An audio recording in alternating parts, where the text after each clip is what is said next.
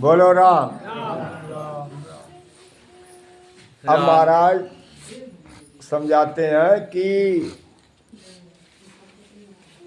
ये कर्म बंधन तो हम पूरी जिंदगी पिछले कर्म हैं और अब भी कर रहे हैं। कर्म बंधन करते करते पूरी जिंदगी हो गई। और महाराज ने गर्भ चेतावनी के अंग में समझाया है कि कर्म करते करते और जो आप वादा करके आए और वो कर्म काटने के जो विधि है उसमें जो है जो वादा करके आए तो उसमें भजन जब तक नहीं करोगे तब तक कर्मों का खात्मा नहीं होगा। कर्म बंधन किया है और दुख मिले हैं भवसागर में, तो अब कर्म का किस विधि से कटें, कौन सी विधि अपनाएं वो बताते हैं। बोलियो माता। सुनो शिष गर्भ का दुख छो चमकायो नाई छे, करला भगत साची कीन, लिव बंद होए भजन में लीन। अब संत समझाते हैं। महाराज कहते हे शेष, जो गर्भ का दुख मैंने बताया, जो ये 9 महीना गर्भ में जो दुख भोगता है, तरह तरह से जो है 84 लाख योनियों में बार बार गर्भ में आना, बार बार गर्भ का दुख भोगना, राम जी राम। ये तो मैंने आपको बताए, लेकिन कितने थोड़े बताए, इनका कोई बार पार नहीं है। कितना दुख मिलता है और थोड़े से मैंने जो है आपको बताए हैं। लेकिन इन दुख को काटने के लिए महाराज कहते हैं जो हमें बार बार गर्भ में ना आना पड़े, जो कर्म किए हैं उसका भोग हमें ना भोगना पड़े, इसके लिए करला भगत साची की। महाराज कहते हैं भक्ति कैसे करे, सच्ची साची भक्ति करे। ये नहीं जड़ और चेतन, एक झूठ है एक सत्य है, एक जड़ है एक चेतन है। जो चेतन हमारे एड़ी से चोटी तक इसका रखवाली करता है। इसने 9 महीना गर्भ में रखवाली करी और बालापन में भी रखवाली करी और आज भी रखवाली कर रहा है। उसका संतों से भेद लेकर के वो रमता राम, वो सृजनहार कौन है जो इस पिंजड़े की रखवाली करता है। 5 तक इस पर टिके हुए हैं, आत्मा ठहर नहीं सकती उसके निकलने से। तो सब सारे जड़ की भक्ति को छोड़ करके, आकार की भक्ति को छोड़ करके और चेतन की जो श्वास रूपी पूंजी लेकर के आए उसमें भजन करें। और कैसे लिब्बन हो भजन में लीन। और कि सच्ची भक्ति करते करते कैसी भक्ति हो जाए, लिब्बन, यानी लिब्बन भजन ए सुरत शब्द पवन और मन, ये चारों चीज इकट्ठी हो जाए, ऐसा भजन करें। तो गुरु से सको समझाए के, कयो गर्व दुख आई, ये दुख नर भूला जाए। अब महाराज कहते हे शिष्य, मैंने तुझे समझाया है जो गर्भ के दुख हैं, जो बार बार जन्म मरण में जो दुख मिलते हैं वो मैंने तुझे बताए हैं। और ये दुख को महाराज कहते हैं अगर भूल गया, इस दुख को जो तूने झेले हैं, इस दुखों को अगर भूल गया तो हमें फिर दुख उठाना पड़ेगा। फिर 84 का कर्मों का दुख लगा हुआ है, कर्मों का तरह तरह से ये पिंजड़ा भोगे। क्यों? कर्म काटने के लिए ये एक बार मनुष्यतन मिला, 4 युगों के बाद एक बार मनुष्यतन मिला। और इसमें भी यदि राम नाम का उस श्वास रूपी पूंजी में भजन नहीं किया तो फिर दुख उठाना इसी पिंजड़े में उठाए और रोते रोते पूरी जिंदगी, और फिर पशु पंखी कीट मकोड़ा की ऊनी में जाता।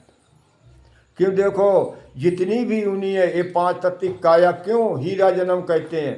4 खानी में जीव पैदा हुआ यहाँ तक कि देवता भी भजन नहीं कर सकते हैं, क्यों? देवता की काया है और उनके अंदर कौन एक तत्व हटा हुआ है, ये धरणी तत्व हटा हुआ है जो हमारे अंदर विद्यमान है।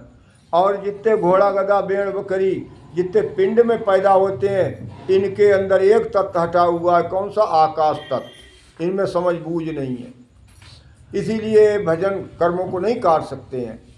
पक्षी परवानी है, इनमें तीन तत्व हैं, दो तत्व हटे हुए हैं।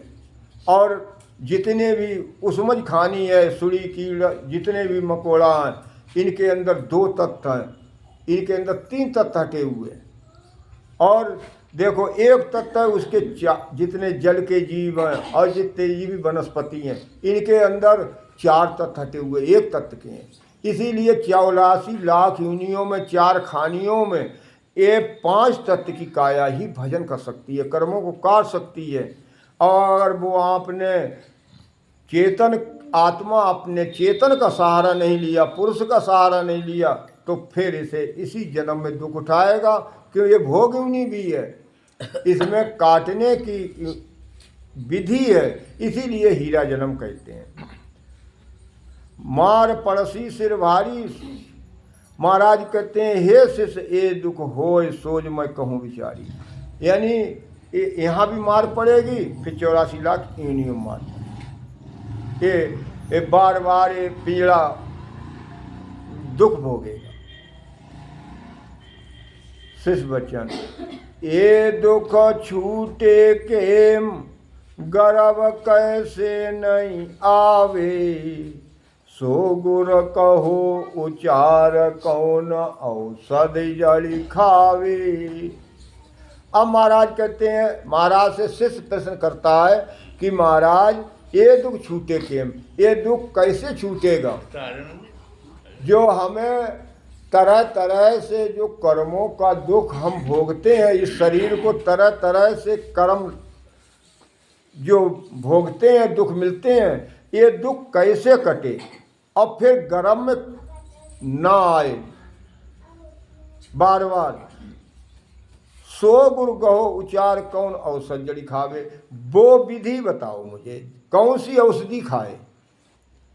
देखो ये जब हमें बुखार आ जाता है, तरह तरह के रोग लगते हैं शरीर में, तो हम कहाँ औषधि लेने को जाते हैं?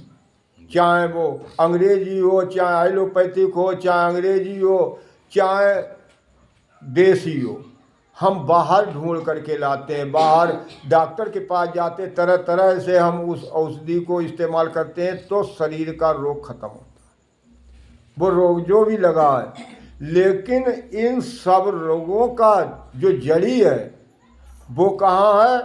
वो हमारे घट में है, कहीं ढूंढने नहीं जाना, किसी से किसी के आगे झुकना नहीं है, वो अपने अंदर है।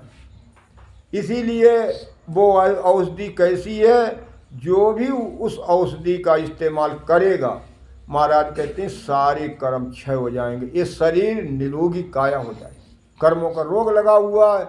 और देखो एक सभी कहते हैं चेतन घट में है, परमात्मा घट में है, और ये श्वासों के ऊपर जिंदगी टिकी हुई है। और क्या कहते हैं अंत में जब जनाजा लेकर के उठाते हैं तो क्या कहते हैं? राम राम सत्य सत्य बोले मुक्त है। और पीछे क्या करते हैं? राम राम सत्य को उस श्वास रूपी पूंजी चेतन में नहीं रखते हैं, उसे तरह तरह दूषित करते हैं। देखो कोई तम्बाकू खाता है, कोई बीड़ी खाता है, कोई तरह तरह से का नाम जो है शराब पीता है, मीट मच्छी खाता है, सारे उसको परमात्मा घट में बताते हैं और उसे दूषित करते हैं। तो दूषित का परिणाम हमें भोगना पड़े, कर्म बंधन करते हैं। और वहाँ कौल करके आए कि मैं कोई भी नियम का पालन करूँगा, सब जीवों पर दया करूँगा, सबसे प्रेम रखूँगा, और मैं तेरा नाम एक श्वास खाली नहीं जाने, जिसके ऊपर ये पीड़ा टिका हुआ है, मैं तेरी एक हर श्वास में राम नाम का भजन करूँ। अब वो सत्य को छोड़ दिया। अब यहाँ तरह तरह से करते भी हैं, देखो नर नारी करते हैं। तो कुछ तो हमारे माता बहनें हैं, वो कहती हैं हम तो राम से नहीं है, बड़े गर्व के साथ कहती हैं। लेकिन कहाँ करवा चौथ में क्या करती हैं कि वही चंद्रमा की पूजा करती, तरह तरह से अगर कोई दुख, यानी इष्ट में भी पक्की नहीं है, यानी तरह तरह से हम जब दुख पड़ता है तो यहाँ नहीं तो दूसरी जगह भाग के गए, तीसरी जगह भाग के गए, काहे के दुख के खातिर। और जो इस दुख को अगर सहन करके और अपने दुख कितना भी पड़े अपने इस श्वास रूपी पूंजी में राम नाम का रटन करे, तो महाराज कहते ये ऐसी औषधि है चेतन जो हमारे एड़ी से चोटी तक जो अंदर बह रहा है महाराज उसके ऊपर टिका हुआ है, तो सारे गर्भ से छुटकारा हो जाए, सारे कर्म खत्म हो जाए। तो इसीलिए महाराज अब समझाते हैं शिष्य के लिए, ओ गर्भ छूटे एम परिचित नाव सुए प्रेम, मन हर बोध एको माए, करिए नाही दूजी काय। ओ गर्भ छूटे, हे शिष्य वो गर्भ कैसे छूटेगा? परिचित नाव सुप्रेम, ये परिचित, देखो चाहे पागल है चाहे कोई कैसा भी मूर्ख क्यों ना हो, ज्ञानवान तो जानता ही है, लेकिन राम नाम सभी जानते हैं कि राम नाम परिचित ना हो। एक दूसरे को मिलते हैं तो कहते हैं राम राम, एक दूसरे को सबके टेक राम नाम की है, उससे प्रेम करे। अब वो प्रेम कब होगा राम नाम से? कि अपनी श्वास में करे। अभी तो हम मुखारबिंद से राम राम करते हैं, श्वास में नहीं करते हैं। श्वास में तो जब करेंगे जब हम संतों की शरण में जा कर के और भेद लेकर के भजन करें, श्वास रूपी पूंजी में तभी भजन होगा जब वो भेद बताए। गुरु के बिना उद्धार नहीं होता है, लेकिन भेद के बिना मोक्ष की प्राप्ति नहीं होती। भेद कौन बताएगा? देहधारी समर्थवान संत बताए। तो इसीलिए उससे प्रेम करने की विधि पूछे और प्रेम करे। मन और बुद्धि एको मन को और बुद्धि को एक ही जगह टिकाए। ये नहीं अभी तो एक जगह और थोड़ी देर में दूसरी जगह, तीसरी जगह, चौथी जगह है, लेकिन अभी तो राम राम की थोड़ी देर में पूजा पाठ करने लगे या कोई और नाम जपने लगे। तो महाराज कहते हैं एक ही उपाय करे, करिए नहीं दूजी का, दूसरे काम को नहीं करना, एक ही उपाय करना है, प्रेम करना है। और वो प्रेम किससे करे? उस गुरु से, उस सतगुरु से जो हमारे घट में चेतन बैठा हुआ है। चितानंद गुरुदेव जो वो चेतन, वो पुरुष ऐसा बैठा हुआ है, आत्मा का पति, उसमें आत्मा लगे, राम नाम को श्वास रूपी पूंजी में रटे और दूसरा काम नहीं करना। एक ही काम से जिसको पच के हार जाते हैं, फलों की प्राप्ति के लिए, निधियाँ प्राप्ति के लिए, सिद्धियाँ प्राप्ति के लिए, वही एक राम नाम अगर श्वास में विधि से रटेगा तो सब अपने आप आ जाते हैं ज्ञान, और सारा सुख अपने शरीर को मिलता है। आनंद की पदवी तो कहीं कहते हैं हम आनंद पद की भक्ति करते हैं, आनंद पद जाएंगे, अमरलोक जाएंगे। अमरलोक कोई मामूली चीज़ नहीं है, ये भी बहुत कठिन चीज़ है। ये केवल की भक्ति जो श्वास रूपी पूंजी में, ये भी कठिन है। इसीलिए महाराज कहते हैं इसी मन और बुद्धि को उस श्वास रूपी पूंजी में राम नाम का भजन करने में लगा, और कोई दूसरा काम ना करे। ये नहीं कि दो काम करते हैं तो कोई काम नहीं चलेगा।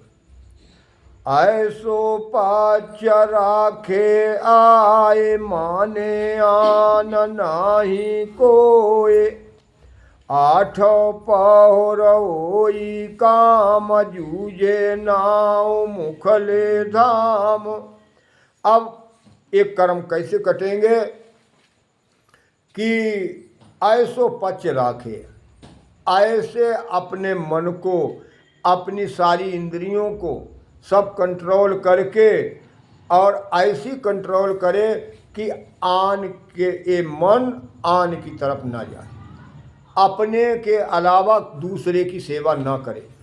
दूसरे की सेवा करोगे तो फल मिलेगा, लेकिन कर्म क्षय नहीं। यहाँ कर्म की बात है, कर्म काटने के लिए मनुष्यतन दिया है। तो महाराज कहते हैं सारे आन भक्तियों को, यानी दूसरे को सबको छोड़ दे, अपनी सेवा करे। सेवा करे तो कर्ण ऐसी उलट तोय समावे, और 10वें द्वार विराजे साहिब रूम रूम जस गावे। सेवा करे तो अपनी करे, किसी की सेवा नहीं करने। पर अगर दूसरे की सेवा करोगे तो फल मिलेगा, कर्म नहीं क्षय होंगे। अपनी सेवा, अपने शरीर की सेवा करोगे। शरीर की सेवा काहे से होती है? श्वास से। क्यों? श्वास के ऊपर पिंजरा टिका हुआ है। तो इसीलिए जब तक उसका जो है विधि को धारण नहीं करोगे, भजन नहीं करोगे, तो मोक्ष की प्राप्ति तो बाद की बात है, नर्तन का पट्टा नहीं मिले। एक जन्म में नहीं, कई जन्म भजन करना पड़ता है। तो इसीलिए 8 पौर वही काम, 8 पौर यही काम है। इसीलिए दरियाब जी महाराज ने कहा है कि दरिया ग्रही साध की ये ही उत्तम रीत, हाथ काम मुख राम हृदय साची प्रीत। सबसे बड़ा गृहस्थी आश्रम है। इससे बड़ा अगर कोई भेदधारी, कोई अगर महात्मा, कोई कैसा भी, वो हमसे बड़ा नहीं है। जब तक हम गृहस्थी आश्रम में रह करके अपनी मेहनत से पेट पालना करके और हम अपने उदर को भर करके और भजन करते हैं। महाराज कहते हैं बैठते उठते चलते फिरते उस श्वास में राम नाम का भजन करें। यही नहीं कि हमें बैठ के भजन करना है। बैठ के तो बाद की बात है, हर समय 8 पौर। कहते हैं महाराज इसीलिए समझाते हैं, प्राणिया रे क्या आरथ विचारे, प्राणिया रे क्या आरथ विचारे, पढ़िया गोन्या माने नहीं, पढ़िया गोन्या माने नहीं, जम जमरू मारी, प्राणिया रे क्या आरथ विचारी। 3 ताछ का कर्म है जीवा की लारा, 3 ताछ का कर्म है जीवा की लारा, 14 तीनों लोक में कर्म बस सारा, प्राणिया रे क्या अर्थ विचारे, पढ़िया गुन्या माने नहीं, जम जमरू मारी, परालवद क्रिये सही संचत है भारी, ये तीनों जब काटसी, ये तीनों जब काटसी, तब मिले मुरारी, प्राणिया रे क्या अर्थ विचारी, पढ़िया गुण्या माने नहीं, जम जमरू मारी, काटण की विधि सांवलो तिष्टांग बताऊं, एक बड़ा करसाण था ताका धन गाऊं, एक बड़ा करसाण था ताका धन गाऊं, प्राणिया रे क्या अर्थ विचारी,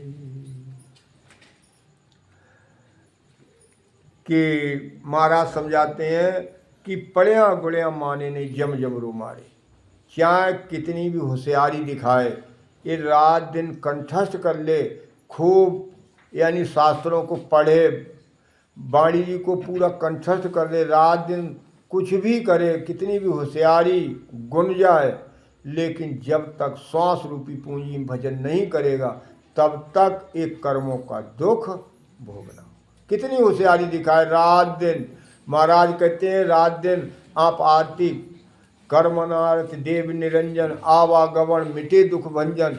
अब ये आरती किसकी करना है? निरंजन निराकार सचेतन की, जो चेतन घट में बैठा हुआ है, जो रतन है रखा हुआ, उस चेतन में राम नाम का भजन करें। श्वास रूपी पूंजी में उसमें चेतन का वास है। तो महाराज कहते हैं वो आरती करे, वो असली आरती वो ही है। ये तो धर्म ज्ञान है, वो ब्रह्म ज्ञान है। धर्म ज्ञान से भाव बनेगा और ब्रह्म ज्ञान से कर्म कटे। तो इसीलिए महाराज कहते हैं ये 3 लोक 14 भुवन में सभी एक कर्मों के बस है। 3 प्रकार के कर्म है, परालवद, क्रियवान और संचित। और जब तक ये कटेंगे नहीं तब तक, तीनों कर्म नहीं कटेंगे तब तक वो निज नाम, वो सत्य घट में प्रकट नहीं होगा। तो इसीलिए महाराज कहते हैं कि 1 वर्ष में नीपना मन 1000 ता धरवा के काले ये विधि विचारा। वे एक बहुत बड़ा किसान था, उसके 1000 मन गल्ला पैदा हुआ। 1000 मन गल्ला पैदा हुआ, उसने क्या काम किया कि 100 मन घर पठावियो 900 मन लारा, ताको खो में गाड़ियो ये विधि विचारा। उसने 100 मन तो खाने के लिए कुठला में डाल दिए कोठे में, और 900 मन बुखारी में भर दिए उसने। जो अब उसने बुखारी जमीन में पहले बना लेते थे, तो उसमें धुर अषाढ़ा उलरियो बिरखा बहु भारी, 4 महीना बरसिया नहीं आँख उगारी।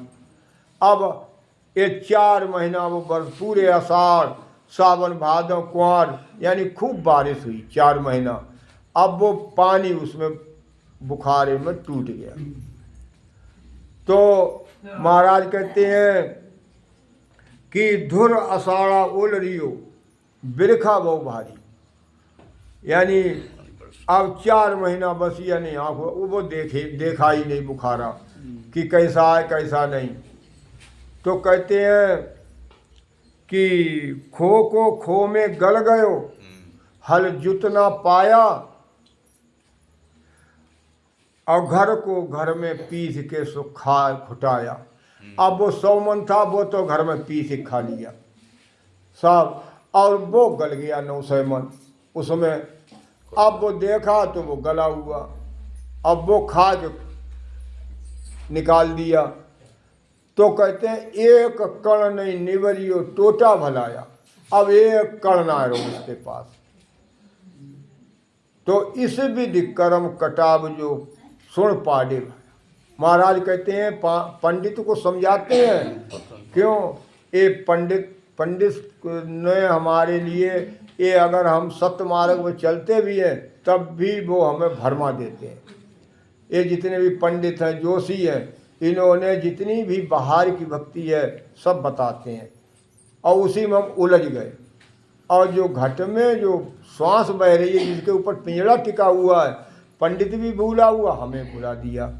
ऐसे ही हम कितनी श्वासें लाए, उपमा दे करके समझाते हैं, कितनी श्वासें लाए, 76,77 करोड़, इतनी हमें प्राप्त हुई मनुष्य तन के लिए। अब इसमें हमने सारी श्वासें निकाल ली और भजन नहीं किया। महाराज कहते हैं जब भजन नहीं किया तो हल जोता नहीं तो पैदा कहाँ से हो। जब हमने उस श्वास में भजन नहीं किया तो उतनी श्वासें निष्फल चली गई। अब वो हिसाब मांगेगा कि अगले को हमें मनुष्य तन कैसे दे, हमें कैसे उसको बरतने को मिले। अब भजन किया नहीं श्वास में तो हमें जितना एक कर्म खत्म है, 84 लाख योनियों भोगना पड़े। तो महाराज कहते हैं 8 पौर 64 घड़ी रसना झण लागे, सुन पांडे सुखराम के जब तीनों भागे। 8 पौर 64 घड़ी, कितनी बड़ी बात कही कि हम तो राम राम कभी शुद्धि आ गई तो ले लिए, कहीं सामने राम द्वारे पहुंच गए तब राम राम कर ली, वो भी श्वास में नहीं की। महाराज कहते हैं 8 पौन 64 घड़ी, यानी हर समय सुरती कायम श्वास में लगी रहे, राम नाम को श्वास में रटे, तब कर्मों का खत्म। जो 3 ताप हैं, 3 कर्म हैं, ये तभी खत्म। तो इसीलिए महाराज समझाते हैं कि जूझे नाव मुखले धाम, 8 पौर वही काम, 8 पौर यही काम है राम नाम को उस श्वास रूपी पूंजी में।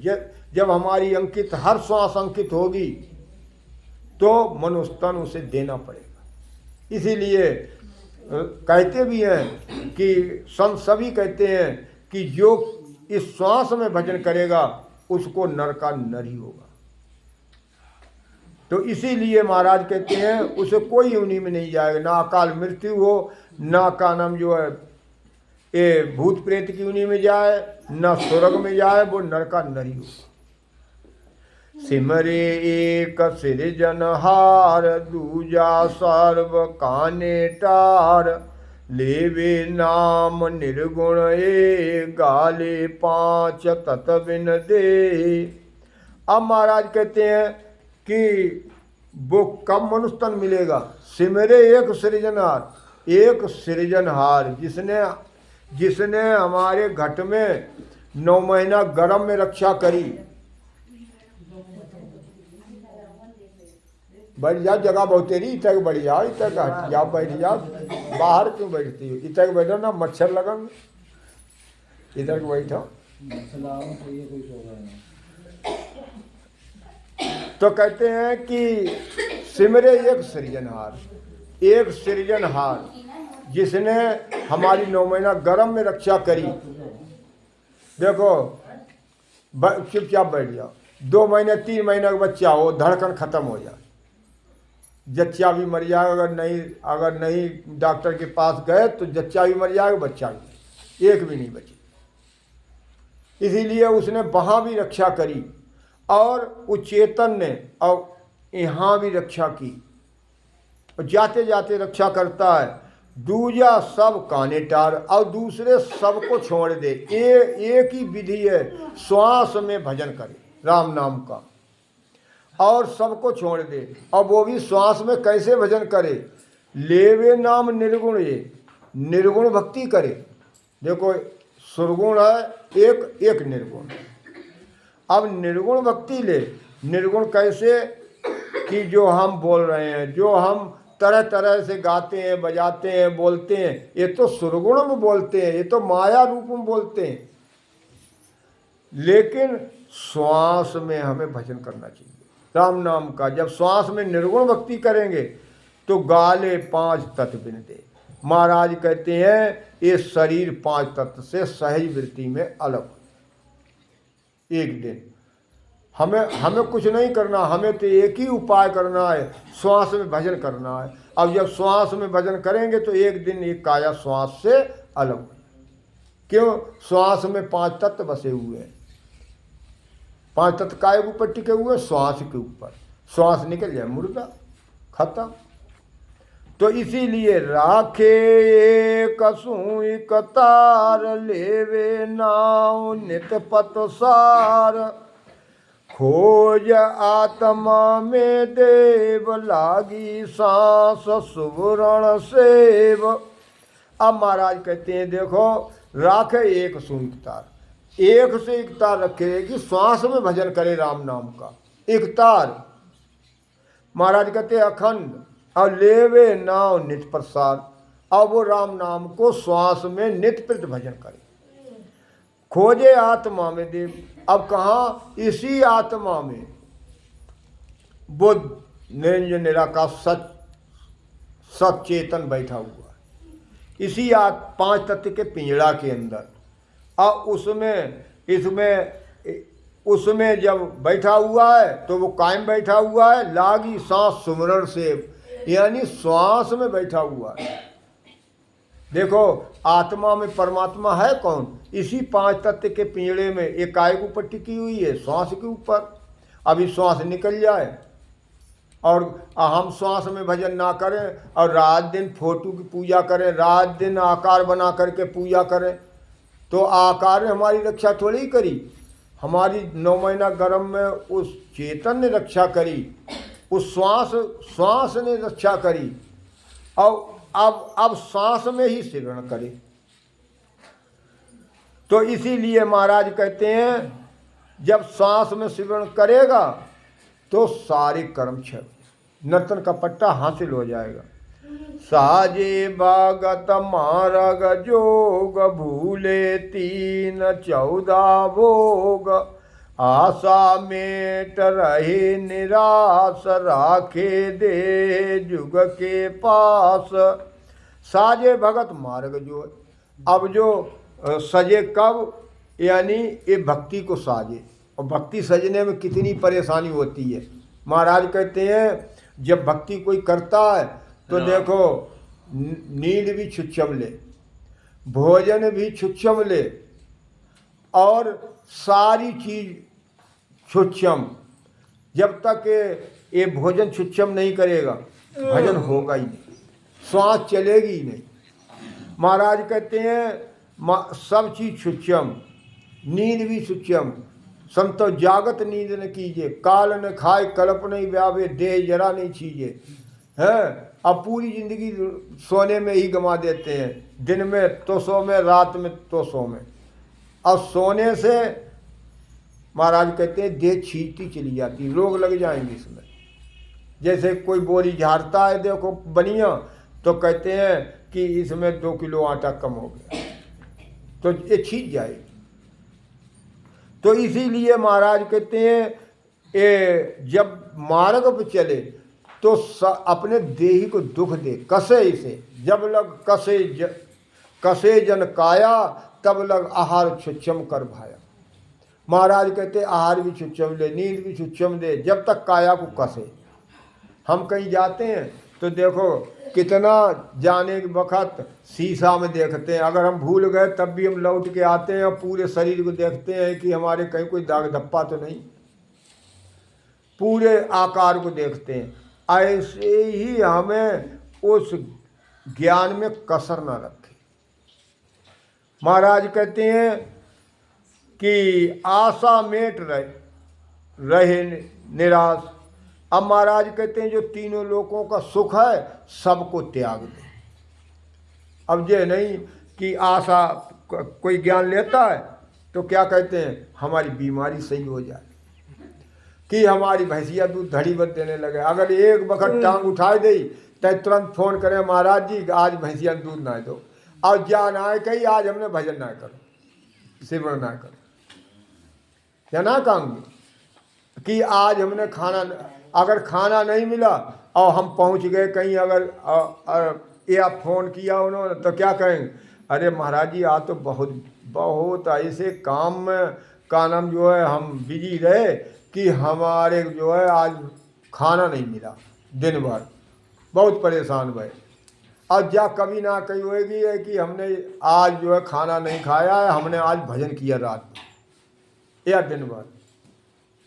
तो इसीलिए सारी ये जो सुख है सबको छोड़ दे और सारी आशाओं को खत्म कर दे। निराश, ये भक्ति जब तक निराश नहीं होगा तब तक ये भक्ति नहीं होगी।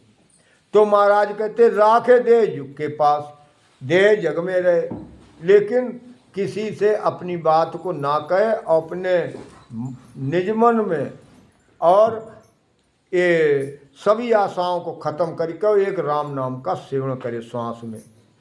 त्यागे सेंग ऐसी रीत, हुआ हरक अगम चीत, बेसे नेत आसन मार, लेवे नाम धारो धार। अब महाराज कहते हैं त्यागे सेंग ऐसी रीत, ऐसी सब जितनी भी रीति है महाराज कहते हैं सब रीति को छोड़ करके, जितने साधन हैं संसार के सब रीति को छोड़ करके, और हुआ हरक अगम चीत, वो अगम प्राप्ति का जो मार्ग है श्वास रूपी पूंजी में, सांस में भजन करे। महाराज कहते हैं और वैसे करे दिन रात, उठते बैठते चलते, ये मन को मारना बहुत कठिन चीज़ है। महाराज कहते हैं कि उठत बोले बैठत बोले धंधे माय पुकारे वे। महाराज कहते हैं फोगट बात मणि को त्यागे, सो जन मन को मारे रे। मन को वही मारेगा जो सारी फोगट बातें होगा। कहीं सत्संग में जाते हैं, कभी एक बात नहीं है ज्ञान की।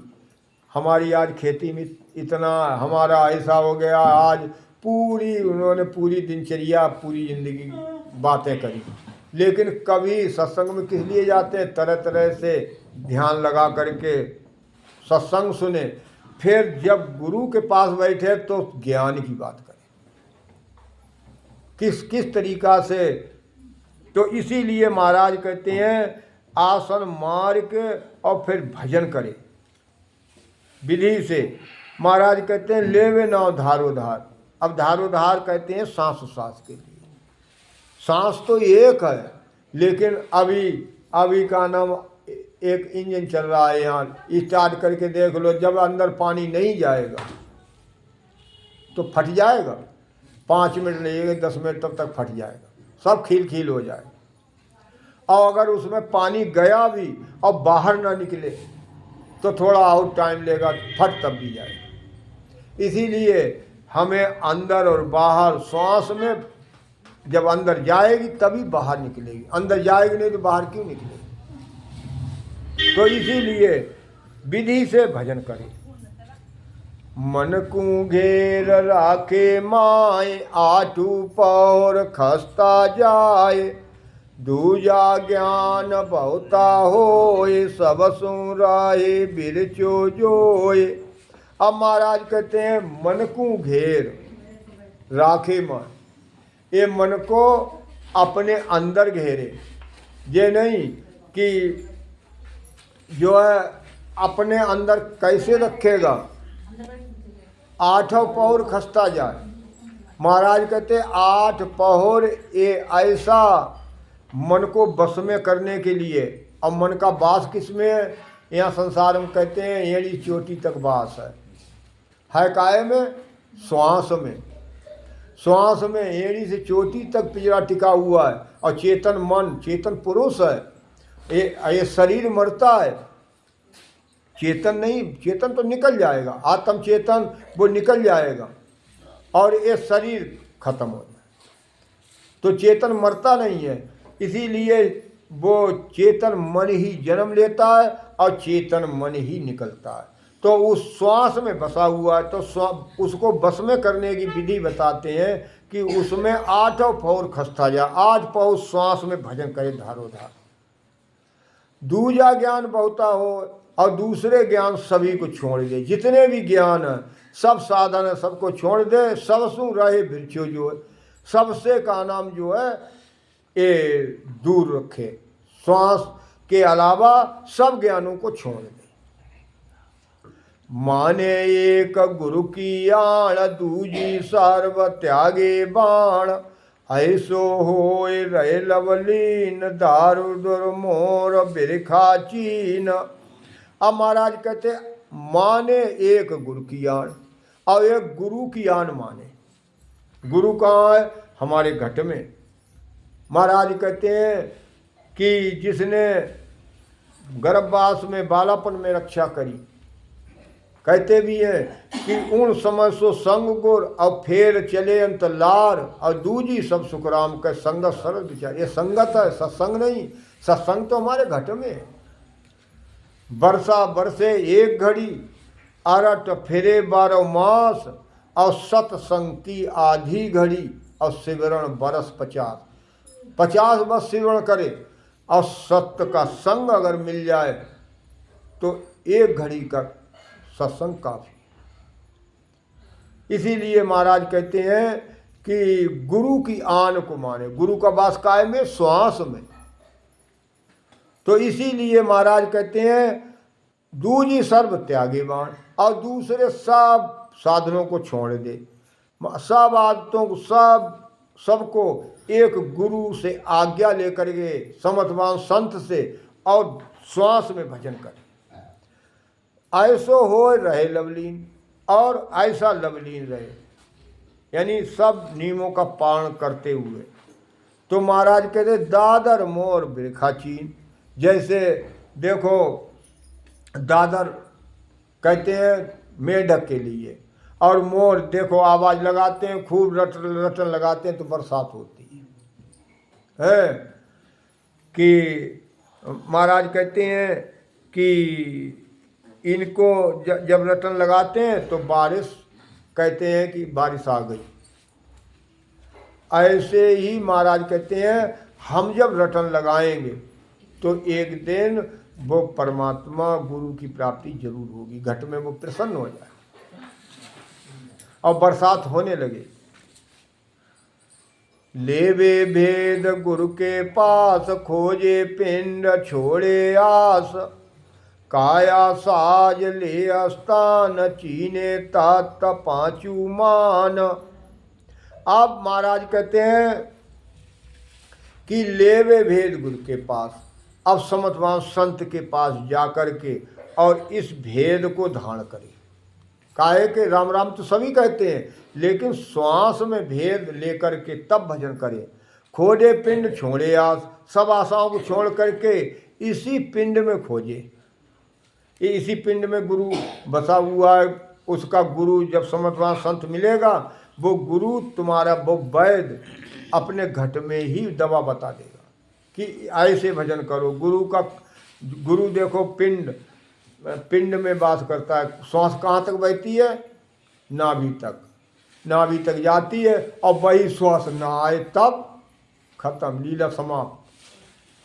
तो उसी श्वास में यानी पिंड में खोजे, धारोधार भजन करे।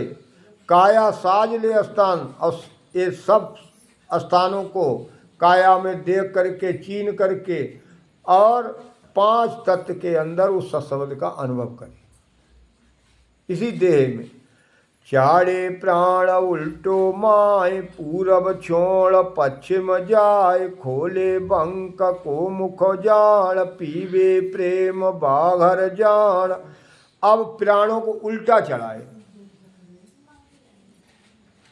ये प्राणों को उल्टा चलाए। कैसे? ये शंखनाल के द्वारा उतारे और बंकनाल के द्वारा चले। पूरब छोड़ पश्चिम जाए और बंकनाल के द्वारा और वो उलट के चले जाए।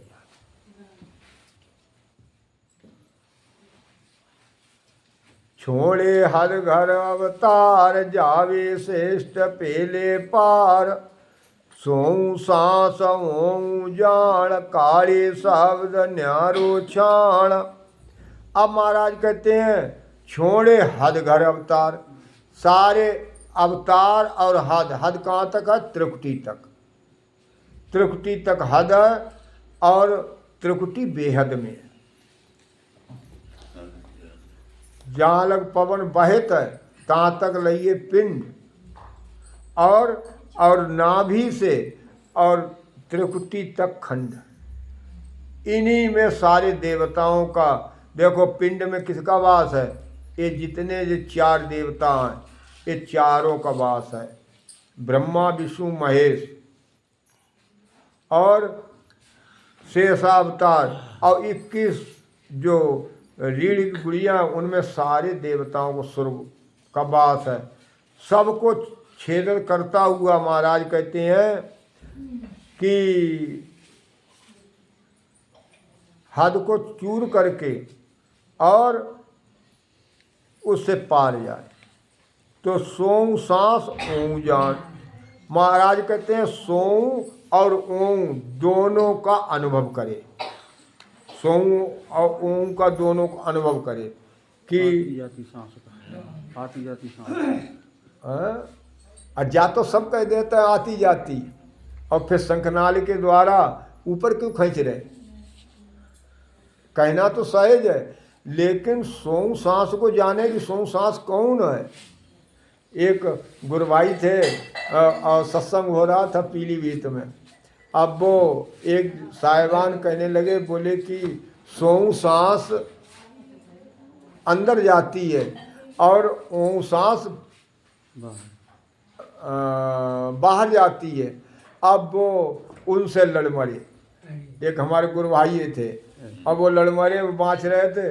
बोले कि क्यों, क्या बात कैसे कही? ओं सांस अंदर जाती है, सोंग बाहर जाती है। और कम से कम 60 साल भजन करते हुए, इसको जानना कठिन चीज है ना। तो महाराज कहते हैं इन दोनों को जाने कि सोंग कहाँ जाती है, ओं कहाँ जाती है। महाराज कहते हैं काजे शब्द न्यारू छाण, और जब इनको जानेगा तभी वो शब्द श्वास से अलग हो। महाराज कहते, इसीलिए तो महाराज कहते हैं पवन रहे तिके सुन टेके, सोई शब्द है ऊला, और कह सुख राम तटा लग सिमले, सोई सकल नर भूला। जब लग श्वास है घट के अंदर, सशब्द नहीं है। सशब्द कब है? जब श्वास पवन से अलग हो जाए, बिंद का बिछोड़ा कर दे। महाराज कहते हैं कि सुन से सफेर कहूँ समझाए, धुर दिन पेड़ के सब लाए, बरणु लाच काये नाल, सुन से सामलो सतवैण। अब महाराज कहते हैं कि हे शिष्य तुझे मैं समझा करके कहता हूँ कि धुरदन पेड़ की सब लाए। महाराज कहते हैं ये जो ससवर रूपी पेड़ है, महाराज कहते हैं जो ये शरीर के अंदर जो शब्द जागृत होता है, महाराज कहते हैं उस वही महाराज कहते हैं उसका उपाय करे। कब कब हमारे अंदर वो जागृत हो? बड़ू लक्ष्य का ये नाम, यही लक्ष्य हमारा रहना चाहिए, एक ही लक्ष्य रहना चाहिए कि कब जागृत हो और भजन करे मेहनत से, जिससे परम सुन से शाम लो सतवैण। महाराज कहते हैं हे शिष्य सतवैण को सुन, तब जो है परम पद में ऐसे लक्षण ऐसे वचनों को ध्यान धर के और भजन करे, सत्शब्द की जागृति करे। बोले बैण मधुरा जोए, छूटे प्रेम देवे रोए, व्याकुल जीव मनोगताए, कहे कब मेलूं हरसू जाए। मीठे वचन बोले सबसे, क्यों जब वो भजन करेगा तभी तो अंग पलटेगा। पारस से लोहा आत्मा लगेगी, जब श्वास में भजन करेगी तो अंग मीठे वचन बोलेगी। और जहाँ छूटे प्रेम देवे रो, और वो बार बार का नाम जो आंसू निकल आएंगे जब बोलेगा प्रेम से। ये नहीं रोने को देखो, वैसे कोई अगर झाड़ पिछाड़ करता है, खूब रोता है, कीकता है, ये प्रेम थोड़े ही है। ये तो प्रेम की बात कही है। कौन? पांचवें प्रेम की बात कही। जब उसके अंदर वो जागृत होगा तब मीठे वचन बोलेगा।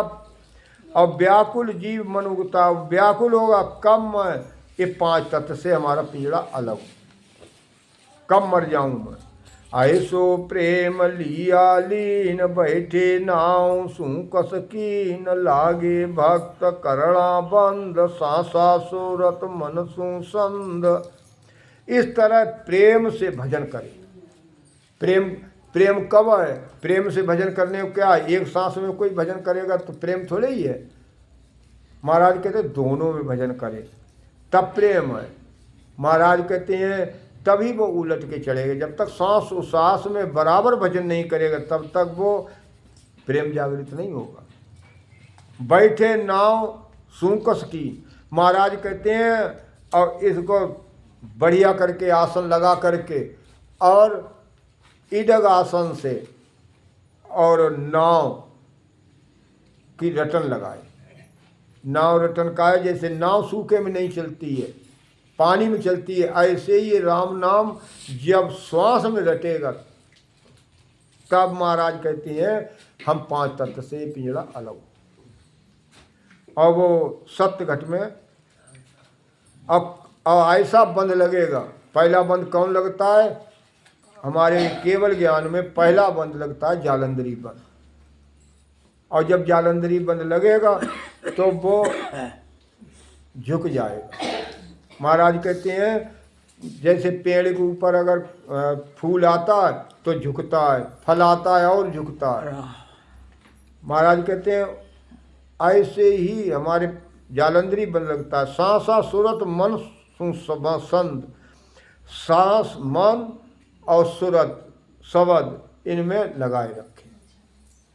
ऐसो प्रेम लिया लीन दूजी सर्व मेले आस के दिन काट सूजम फांस ऐसो मत राखे माए दूजो ज्ञान माने नाए।